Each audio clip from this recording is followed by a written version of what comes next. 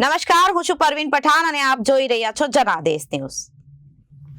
સુરતમાં ખંડણીખોરોને કાયદાનો પાઠ ભણાવવા સુરત પોલીસ એક્શન મોડમાં આવી છે અને આવા નબીરાઓને સબક શીખવવા માટે જડબે-સલાખ કામગીરી કરવામાં આવી રહી છે।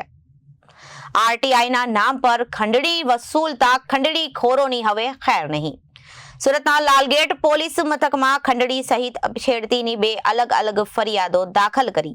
પોલીસ દ્વારા 2 આરોપીની ધરપકડ કરવામાં આવી છે। પાલિકાના સેન્ટ્રલ ઝોનમાં ફરજ બજાવતી મહિલા કર્મીએ કથિત પત્રકાર અને આરટીઆઈ એક્ટિવિટીઝ સામે છેડતી તેમજ ખંડણીની ફરિયાદ આપતા આરોપી શેખ શાકિર મોહમ્મદ મિયા શેખની ધરપકડ કરવામાં આવી છે, જ્યારે અન્ય એક કેસમાં દુકાનદાર પાસેથી રૂપિયા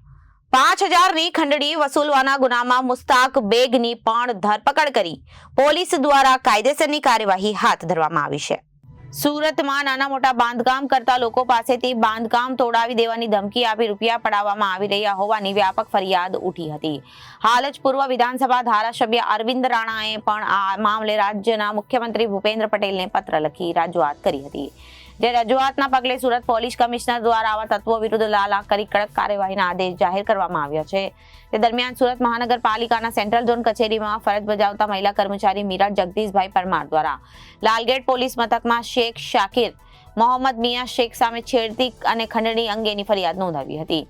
જોકે ફરિયાદ જણાવ્યા અનુસાર પહેલા પોતાને પત્રકાર ગણાવતો અને આરટીઆઈની activity Shaikh Shakir Mohammad Miya Shaikh central zone કચેરીના બહાર બેસી રહેતો, જ્યાં મહિલા કર્મચારી જ્યારે પણ ઓફિસની બહાર અને અંદર જાય ત્યારે તેણે ટાંકીને જોતો હતો। એટલું જ નહીં, પરંતુ તેની વિરુદ્ધ કોઈ પણ આધાર પુરાવા વગર સમાચાર પત્ર અને સોશિયલ મીડિયા પર રેલફેલ લખી તેણે રંજાડવાનો પ્રયત્ન કર્યો હતો। આ 6 માસ અગાઉ આ મહિલા કર્મચારીને અહીં કામ કરવું હોય તો રૂપિયા આપવા પડશે તેમ કહી 5000 પડાવી લીધા હતા, પરંતુ ત્યારબાદ પણ તેણે મહિલા કર્મચારીના નામ લીધા વિના તેઓને ટાંકીને અન્ય ઓફિસના કર્મચારી વચ્ચે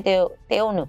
ઈલું ચાલુ રહ્યું હોય તેવી એલફેલ શબ્દોનો ઉપયોગ કરી પોતાના સમાચાર પત્ર અહેવાલમાં છાપ્યાનો ધાક ધમકી બતાવી મહિલા કર્મચારીના ફરિયાદના આધારે લાલગેટ પોલીસ મથકમાં નોંધાયેલી ફરિયાદની તપાસ કરતા સુરત એસઓજીને સોંપવામાં આવી, જે તપાસના અંગે એસઓજી દ્વારા આરોપી શેખ શાકિર મોહમ્મદ મિયા શેખની ધરપકડ કરવામાં આવી છે અને કાયદેસરની કાર્યવાહી હાથ ધરી છે। ઘટના એવી છે કે ગઈકાલે અમારી પાસે એક મહિલા કર્મચારી છે મીરા જગદીશ પરમાર, કે જેઓ એસએમસી સેન્ટ્રલ ઝોનમાં ફરજ બજાવે છે અને તેઓ આવ્યા કે 6 મહિના અગાઉ એમને શેખ મોહમ્મદ શાકિર સબીર મિયા કે જેઓ ત્યાં સેન્ટ્રલ ઝોનની કચેરી બહાર જ બેસી રહે છે, પોતે પત્રકાર હોવાનો દાવો કરે છે અને એલર્ટ ન્યૂઝ નામનું ડિજિટલ બે પેજનું સમાચાર પત્ર ચલાવે છે, તો તેઓ ત્યાં જ બેસી રહે છે અને અમે જ્યારે એમ કે બહાર નીકળીએ કે ઓફિસમાં આવીએ ત્યારે અમારી સામે ટગર ગંદી નજરે જોઈ રહે છે। અમે જ્યારે ઓફિસમાં અમારું કામ કરી રહ્યા હોય ત્યારે પણ તેઓ અમને ટીકીને જોવે છે અને ખરાબ નજરે જોવે છે અને ખરાબ ઇશારાઓ કરે છે। ત્યારબાદ તેઓને કેવું છે મુજબ 19/9/2024ના રોજ જ્યારે આ મહિલા મીરાબેન પરમાર જે છે કચેરીની બહાર નીકળતા હતા ત્યારે આઈલટ ન્યૂઝવાળા જે ભાઈ છે શેખ મોહમ્મદ શાકિર સબીર મિયા ત્યાં મળ્યા અને એને કીધું કે ભાઈ તમારે નોકરી કરવી હોય અને શાંતિથી રહેવું હોય ને જો તમારા વિરુદ્ધ સમાચાર પત્ર ન છપાવવા હોય તો તમારે 5000 રૂપિયા આપવા પડશે એમ કે 5000 રૂપિયા કઢાવી દીધેલા। અગાઉની હકીકત એવી છે કે આ વ્યક્તિએ નામ નહીં છાપીને પણ મીરાબેનના જો વિશે લખતો હોય એવું ઘણું બધું લખેલું કે ભાઈ એક બેન છે લિપસ્ટિક કરીને આવે છે અને એનું બીજા અધિકારીઓ સાથે ઈલું ચાલે છે અને કોઈ અધિકારી એને ફ્લેટ અપાવ્યો છે, આવા બધા સોશિયલ મીડિયામાં વાયરલ કરી અને આ બહેન જે છે એની ઇજ્જત આબરૂ લેવાનો પ્રયત્ન કરેલો અને એની પાસેથી ખંડણી માગી। આ અંગેનો ગુનો દાખલ કરીને શેખ મોહમ્મદ સાબિર શેખનો ધોરણસર કાર્યવાહી કરેલ છે અને એનું રિકન્સ્ટ્રક્શન પંચનામું પણ કરે છે। બીજી એક ફરિયાદ એવી છે કે એક 7C ન્યૂઝપેપર ચલાવે છે જેનું નામ છે મુસ્તાક હુસેન બેગ, કે એ હરેશભાઈ ગુલચંદાની કરીને એક વ્યક્તિ છે જે ડીએમ ફેશન સ્ટોર પોઈન્ટ નામની રેડીમેડની દુકાન કરાવે છે। એમને જૂની દુકાન લીધી અને ત્યારબાદ એ દુકાન જર્જરિત હોવાથી એને પાડીને 2023માં બાંધકામ ચાલુ કરેલું અને 24 સુધી બાંધકામ કરેલું અને એ દુકાનને રિનોવેટ કરેલી। એટલે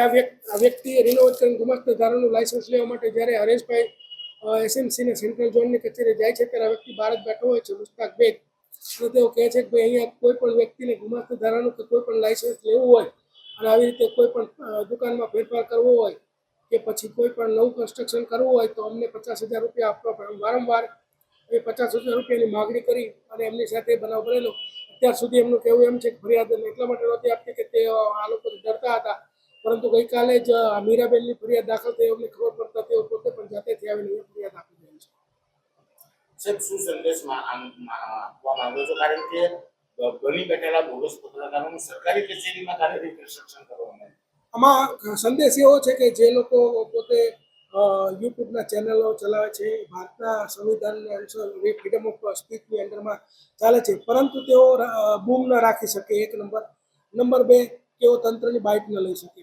નંબર 3માં કે તેઓ માહિતીના અધિકારનો ઉપયોગ તો કરી શકે, પણ મળેલી માહિતીના આધારે કોઈ વ્યક્તિને બ્લેકમેલ કરવાની કોશિશ ન કરી શકે. જો તેઓ આવી રીતે બ્લેકમેલ કરવાની કોશિશ કરીને નાના પડાવવાનું કાર્ય કરશે તો પોલીસ તંત્ર ચોક્કસથી એ લોકો પર કાર્યવાહી કરશે અને ગઈકાલે આ કાર્યવાહી કરવામાં આવેલ છે. અને ભવિષ્યમાં પણ જો કોઈ વ્યક્તિ આવી રીતે પોતે પત્રકાર છે એવું કહી અને બીજા વ્યક્તિની માહિતી મગાવીને બ્લેકમેલ કરશે તો ચોક્કસથી એના ઉપર કાર્યવાહી થશે. અને જે લોકો ઘરના પ્લાનને અને એવું ગેરકાયદેસર રીતે એસએમસીના અમુક કર્મચારીઓ પણ ધ્યાનમાં આવે છે કે એમની પાસેથી ગેરકાયદેસર રીતે લે છે, તો એમાં વાત એવી છે કે આપણે ખબર છે કે તાજેતરમાં શાહરૂખ ખાનના ઘર ઉપર હુમલો થયેલો, તો કોઈ પણ વ્યક્તિના ઘરનો પ્લાન લઈને કોઈ વ્યક્તિ એમાં ચોરી પણ કરાવી શકે, એના ઉપર લૂંટ પણ કરાવી શકે અને એના ઉપર હુમલો પણ કરાવી શકે અને એનું મર્ડર પણ કરાવી શકે. તો આવું ક્યારેક કોઈ કૃત્ય થશે તો એસએમસીના અધિકારીઓ પણ જો ખોટી રીતે કર્મચારીઓ ખોટી રીતે આવા નકશાઓ કે એવું કંઈ ગેરકાયદેસર રીતે આપશે તો તેઓ પણ ગુનાહિત કૃત્યમાં સામેલ થશે અને એમને પણ મદદગારીમાં સામેલ કરવામાં આવશે. Bureau report, Janadesh news, Surat.